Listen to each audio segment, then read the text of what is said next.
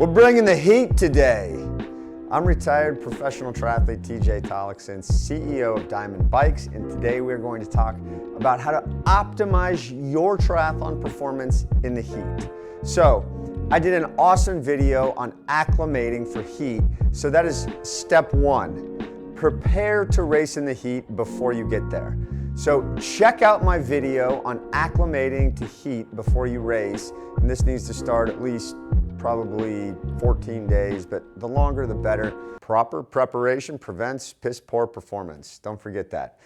Once you've properly prepared, you're going to have a fantastic performance. So race day comes. What can you do on race day to help your performance? Well, step one is you can pre-cool. Okay, what does pre-cool mean? That means keep your body as cool as possible before the race. And so one of the best ways to do that is to try to stay in air conditioning as long as you can right before the race. The other thing you can do is cool your body physically. So you've seen Ice Vest before. I've worn this in Kona many times. But cool your body. Keep your body cool before you're about to perform, and it will have a lasting impact throughout the ultra endurance day of an Ironman. If you don't have an ice vest or air conditioning, you can simply pack bags of ice and set them on top of you. Once you've done that, let's talk about cooling in the swim. Water, hot. Okay, so in the swim, it's very difficult, so there's a couple strategies that you might want to use.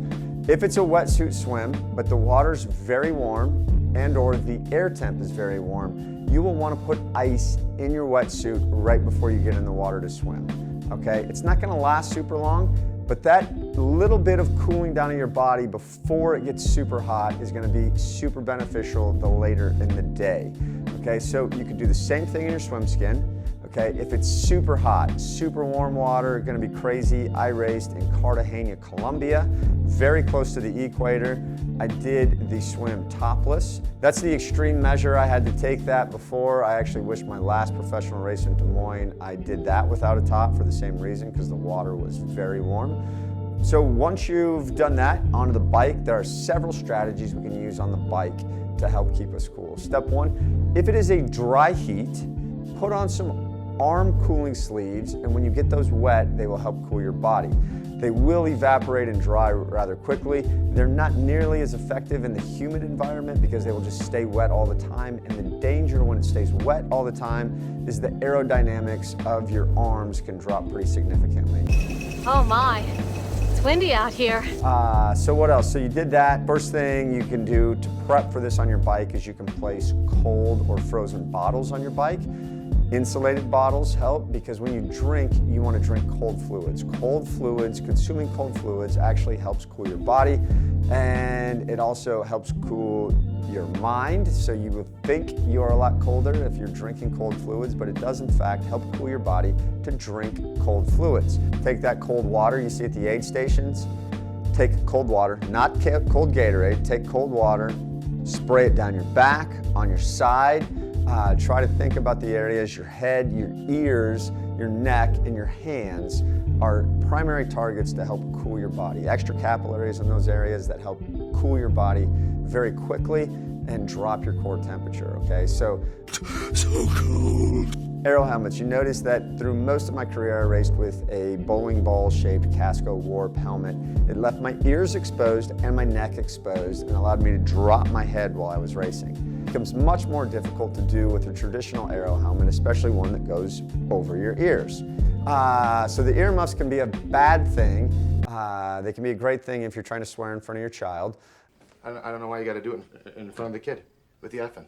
All you got to do is say earmuffs to him. Earmuffs. They can say whatever you want. Get an aero helmet where your ears and your neck can be exposed or have access to water. Yes, we tested this in the wind tunnel too, and the benefits of the helmet exposed versus large vents in your helmet, the one without vents but your ear and neck exposed was actually considerably faster. Not a huge surprise. Speed equals cool, right? So it's a little bit tough because the more aero you are, the less your body is subjected to the wind. It's going to cool you down. But when you have an opportunity to go fast on the bike, I'm not saying like exert extra power to go fast.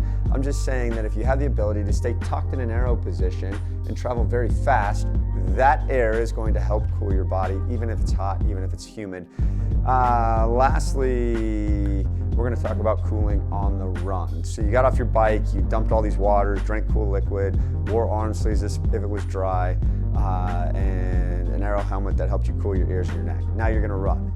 Okay, step one, same thing. Drink those cold fluids on the run. Step two, ice everywhere, right? So we're going to take ice, we can hold it in our hands, we can place it in our hat, we can place it down our shirt, we can place it down our shorts. Anytime ice settles in this area of your body, it's going to be particularly good at cooling your core temperature. Same thing with your hands, neck, ears. It will help overall. Now, obviously your feet are part of that too. The danger with cooling too much on your feet is, especially in the humidity, soggy, blisters. Try to avoid that. Okay, sponges, cold sponges, they're gonna be in ice. Same thing, think about the sponges on your head, think about them inside on your chest, think about holding sponges in your hand, because to some people, ice cubes are just a little too cold to hold while they're running, and the sponges are a little bit easier. Remember that the ice cubes are great in your hand, and it can actually help your run technique because you can lightly hold the ice in your hand. Dip those hands in ice when you get a chance. If you run by to get the sponges, instead of taking them from somebody, dip your hands in that sponge bucket as you grab the sponge, because that little few seconds you put your hands in there will help cool your whole body down. So the same thing, we want to pour cold water or ice over our head, down our back, down our front, down our shorts. Cooling hats, cooling necks, neck guards, I'm really in favor of these. Your apparel can also have cooling effects into it. Black Cool is one of my favorite outfits to wear on race day, so it actually has some silver inside of it, which then is antimicrobial and helps cool as you put water on yourself. So your outfit that you choose can also have properties that help cool you as well. Obviously, a lot of people like white.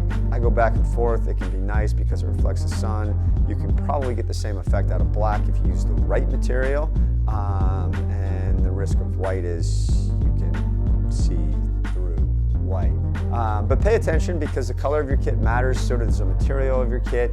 Just make sure you're making a smart decision about what you're putting on. Last thing I'm going to talk about is sunscreen. So sunscreen can help cool your body. Everybody put on sunscreen. It's very important. You want to try to use a mineral oil-based sunscreen. I actually like zinc in places like your nose to totally block the sun, especially for the lighter complected, but having the right sunscreen really matters. I'm not gonna get into sunscreens in here because it's a whole video on itself, but the sunscreen can help cool your body by keeping the sun off of your skin. So that was my last big tip overall, wear sunscreen.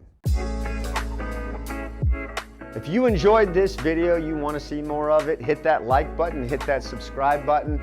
I've got all kinds of great Ironman tips on training, nutrition, racing, amazing content. I would love for you to join me on this journey. Hit that like button, hit that subscribe button. Check it out every week.